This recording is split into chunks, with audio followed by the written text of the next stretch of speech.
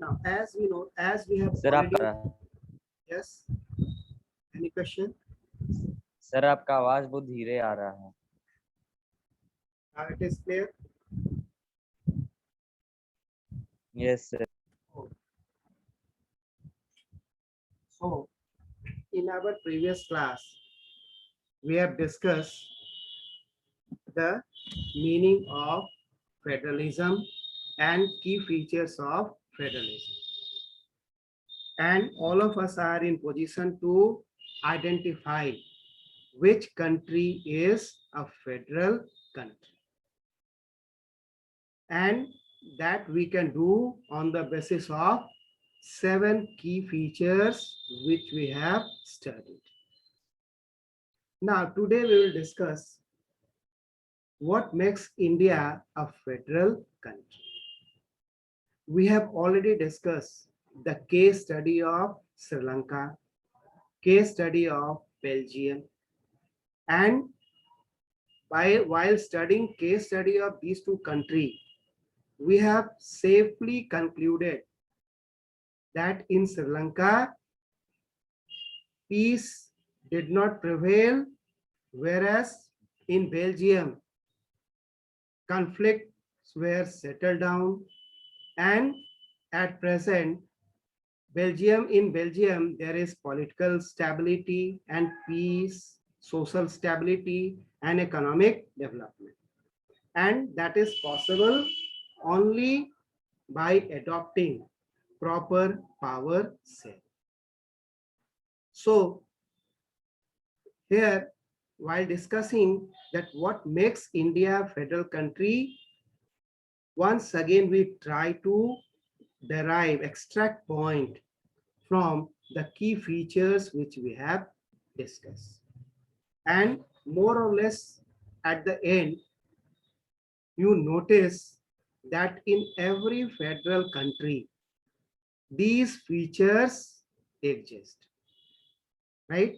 So let us start with the sharing of power in India.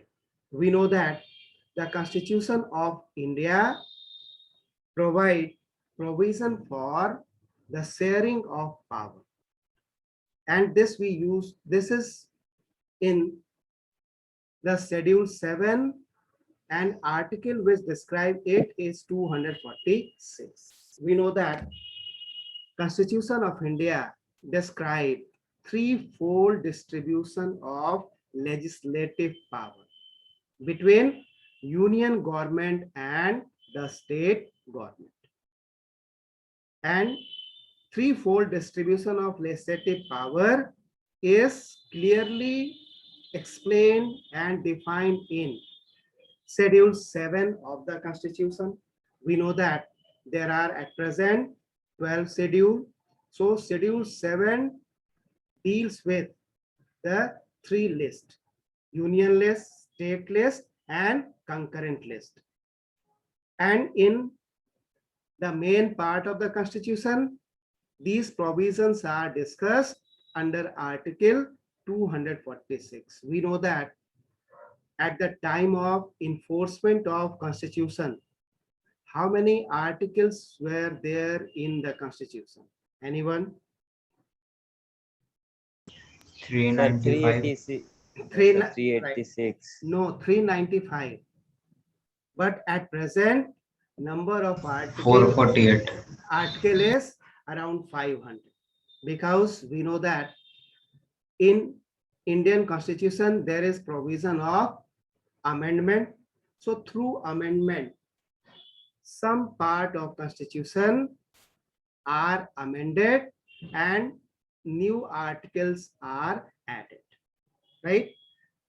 So number of article increased from 395, but this provision is mentioned in Article 246, right? Now let us discuss about the three lists. The first list is union list, right? This list comprised of 97 subjects. But according to recent change, number of subjects in union list increased from 97 to 100. Right? Second point which we have to know related to union list. Union list comprised of those subjects which are of national importance and required uniform laws for the nation. Once again, I'm repeating the important points related to union list. First point I have raised here, that total number of subjects in union list is 97 at the time of enforcement, but at present number of subject is 100. Second point I have added here, in union list those subjects are included which are of national importance and required uniform law throughout the country. Third point which we have to keep in mind here, that union government enjoy rights and powers to formulate laws on the subjects mentioned in union list. Right? So can you answer the question, which level of government frame laws on the subjects of union list? Central government. Central government or union government. Central Central government, or union government. right? Same thing, central government or union government is same. Now take us some example. Defense, railways, banking, post office, currency, foreign affairs, etc. Now, defense. Defense is one very important subject.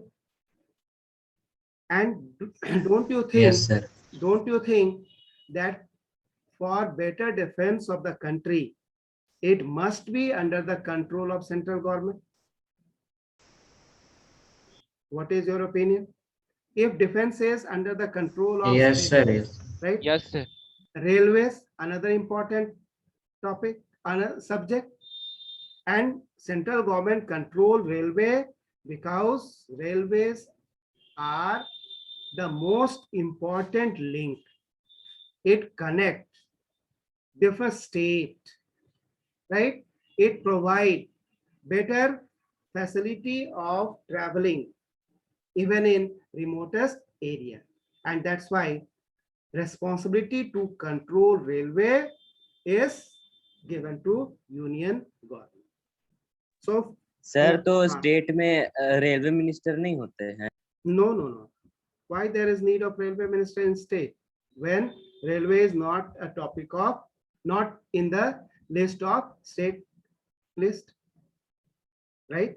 So railway is, आप देखिए, before few years separate budget for railway is tabled in the parliament. Now railway budget is also presented along with the main budget. So that was the importance of railways in the beginning. Even today, railway play a very important role. It helps in transportation of essential goods from one part of the country to another part of the country. It helps people travel from one part of the country to another part of the country. And that's why railway is very important subject, very important department. And to control railway, government must need uniform laws, right? So railway is under the control of union government. So quickly we recall the important points of union list. First point I have raised, it includes those subjects which are of national importance and required uniform laws throughout the country. Second point, we have discussed that union government enjoy exclusive right and power to frame laws on the subject of union list. Third, I have raised there are 97 subjects at the time of its enforcement, but at present it contains 100 subjects. Then example we have taken defense, banking, etc. Second list is state list.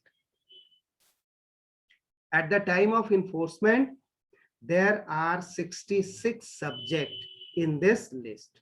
How many subjects? 66. 66. But after, 66. after 101st amendment, which is related to GST, goods and service tax, some subjects of this list is removed, and at present number of subjects in this list is 61, right? So in 2016, when GST bill was passed by Parliament, and due to passing of GST bill, we know that some change occurred in our country related to tax collection, and that's why some subjects of state list is also removed.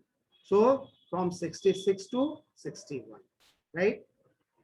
Second point which we have to keep in our mind is that state list, on the subject of state list, state government has right and power to frame laws.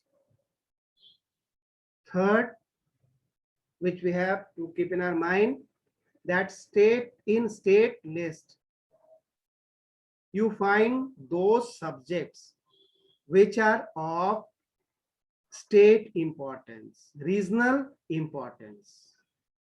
For example, agriculture, police, trade and commerce, irrigation, etc. Now, police, every state has its own police. You might be knowing Bihar is having Bihar police, UP is having UP police. Beside this, we are having some central forces also, CRPF, BSF, etc. Right? So central forces look after the security of the country, or in time of crisis in any state, and state demand help from center, then center send these security forces to manage the situation. You may find BSF camp in your state or CRPF camp in your state. So these forces, central forces, are there in our state only to assist state police if state police needs their help. But in normal circumstances, it is state police which is responsible for the maintenance of law and order situation in state, right? And that's why police is the subject under the control of state government, right? Because state need to frame law or pass law related to the managing and functioning of police according to the need and requirement of the state. Another example is agriculture. Agriculture is one important profession of people in our country. We know that more than 60% person living in country claim that they are practicing agriculture. So agriculture is important for every state, even for nation, right? That's why agriculture is in the list of state, and state government frame laws on agriculture according to the need. For example, supply of fertilizer, purchase of surplus surplus grains produced by the farmers. Who decide these things? These things are decided by state government, right? State government decide how much MSP government is planning to give to the farmers. So all these are in the hand of state government, right? And that's why, sir bolo. Yes. Sir तो फिर agricultural bill तो national level पे पास हुआ है. Right, I'm coming to that point.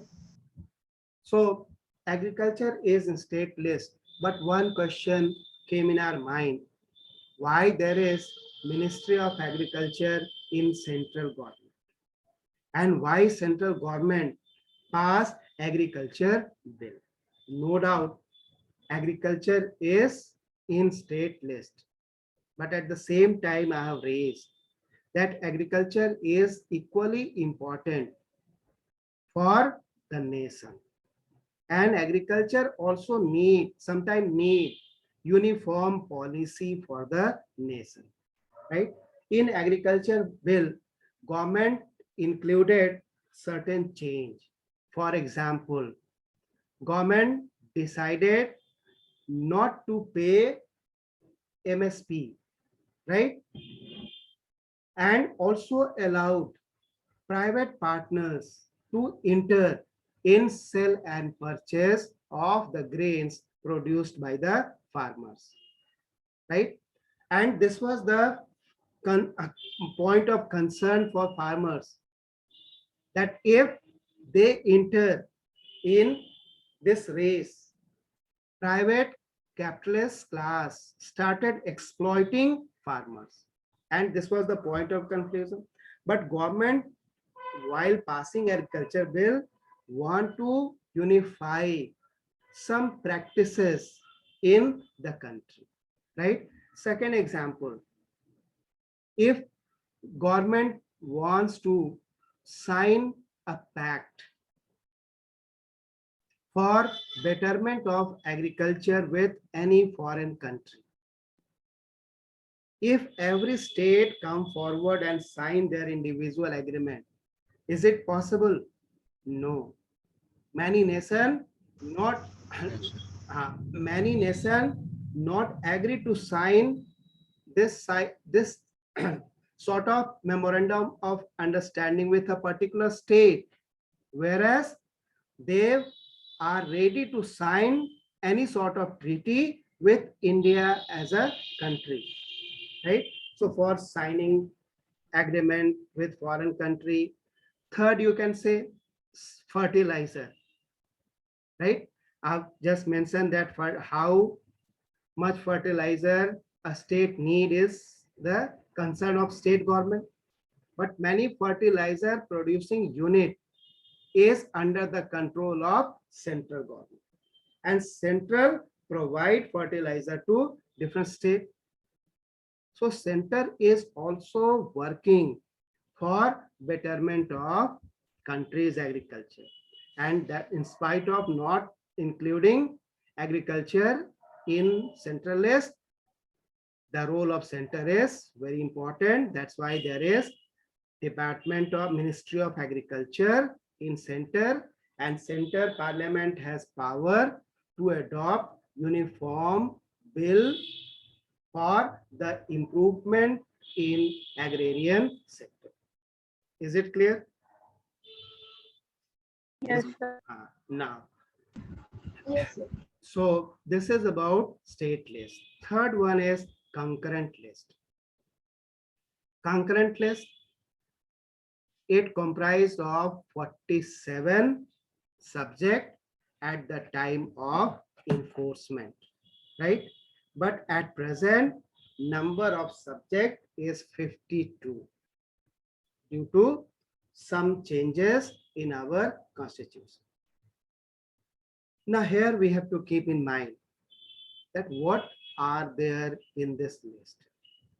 So in concurrent list, those subjects are included which are important for both national level as well as state level. Means joint effort of both the level of government is required to achieve target on the subjects of this list. Some item of the subjects, some item of the list. So here both government is eligible, enjoy right to frame laws. But one point we have to keep in mind here, if central law prevails, central law is there, already passed by central government, then this law automatically prevail over the state. But if state want to bring some change in the existing law of center, then state can do this. But state will have to take prior permission of the central government. Right? So now quickly we summarize it. Concurrent list includes those subjects which are of national as well as regional importance. Second point, both union government, state government enjoy power and right to formulate laws on the subjects of concurrent list. But if on any subject, central already passed law, in that case, that law will prevail in state. Now, another point I have added here, if state government wants to bring some changes in the existing law of central government, then state government can do this. But for this, state government need permission from the central government, right? Number of subjects in this list at the time of enforcement was 47, but now 52. Now another point here is the examples: education, trade unions, forest, marriage, adoption and succession, etc. Now what is trade union? The unions made by the traders. Anyone else? So the union of trades. Anyone else? Both answer is not correct. Trade union is the union of industrial workers, right? You have studied Russian Revolution in class 9. You might come across with this term. So what is trade union? Trade union is the union of industrial workers. Is it clear? Now take example of education under concurrent list. You are student of DAV Public School, Kent area gaya. This school follow which board? CBSE. CBSE board, and CBSE is managed and organized by central government, Central government. right? But in Gaya, there are another school which is governed and organized by Bihar State Education Board, like Jila School, Haridas Seminary, Mahavir School. So in same city, we are observing. Yes, Manvi, any question you want to ask? Yes, Manvi, any question?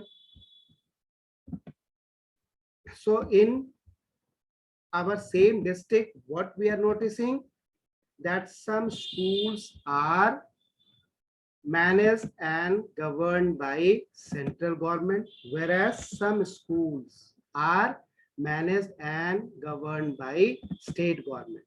Means state government along with central government is taking responsibility, had taken responsibility to impart education and increase the percentage of literate person, increase literacy rate in our country.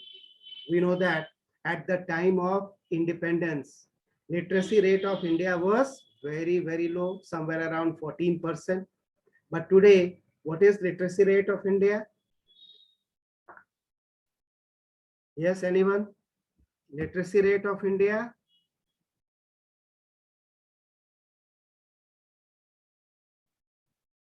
Yes, anyone answer? Am I audible? Sir, approximately 74%. Right. Right. Very good. 70.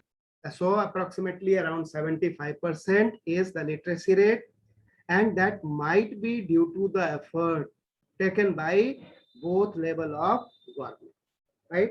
That's why education is in concurrent list. Sir Bolo. Sir तो जो education पे law बना CBSE board जो central government बनाई वो अपना अलग law बनाई और स्टेट गवर्नमेंट जो है वो अपना अलग लॉ बनाती है. Certainly, both board has its own law, right? How to govern. Even Abdikit, there was lots of controversy in early period. I'm quoting you one example. One student in 80s passed +2 exam from Magad University, right? Magad City, you are knowing. And that student, Yes sir.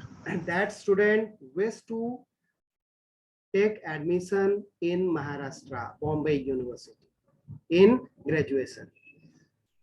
But Bombay University rejected his admission on the ground that quality of education imparted by Magad City is inferior to our board. And after this rejection, that student moved to higher court, and then court gave instruction to central government to pass, to formulate some law so that student interest did not get affected. And that's why government formulated NCF 2005, right? National Curriculum Framework 2005, and try to unify the education system and ask every state board to follow a standard, right? तो अभी देखिए जो central board का syllabus है, that syllabus is more or less implemented in or adopted by most of the states. So some similarity they are following, but they are free to frame law. अभी आपको पता है कि you are in CBSE class 10 exam is cancelled and students' result is on the basis of internal assessment. But Bihar board already successfully completed examination and declared the result. So state board is free to frame and formulate their own laws, right? So sir अगर वहाँ पे इसको exam conduct करवाने से central government अगर मना करता तो ये एग्जाम को पोस्टपोन कर सकता था ना. no, why at that time there was no, in the month of March, situation was not very worse. So Bihar board has conducted and CBSE extended it. If CBSE decided to conduct examination in the month of March, then it was already over before the pandemic hit our country. But CBSE decided to defer the date by 2 months, and that's why problem started. And central government under normal circumstances can't ask state to not to organize exam or like this instruction. Only in case of pandemic, this is the norm. Otherwise, examination, it is duty of the state board, central board to conduct smoothly all the exams, right? So this is, Yes, sir. beside this, there is one more list we are having in our constitution. That is residuary subject. So- Residuary subject. Right. So in residuary subject, those subjects are included which did not find its place in union, state and concurrent list.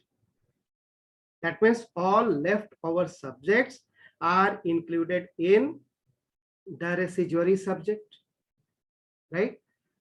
So here central government has exclusive right to frame laws on the subjects mentioned in this list. For example, what is example? Anyone? Quickly, we are having only few seconds. Information technology. Very good. Cyber crime. Marriage. Right. No. Marriage not. Cyber crime, information technology is the part of this. Right? Sir attendance link भेज दिए हैं Already I have sent. Sir नहीं No, आया sir. कैसे भेज no sir, आप नहीं वो भेजे तो हैं। नहीं आया। Oh my God. अच्छा अभी आप फिर से कनेक्ट हो जाइएगा, मैं भेज देता हूँ। अभी तो मैंने भेजा था जी। Check it No, check it. sir, no sir, नहीं आया। आया है sir. I have already sir sent. किसी को प्राइवेटली भेज दिए होंगे आप।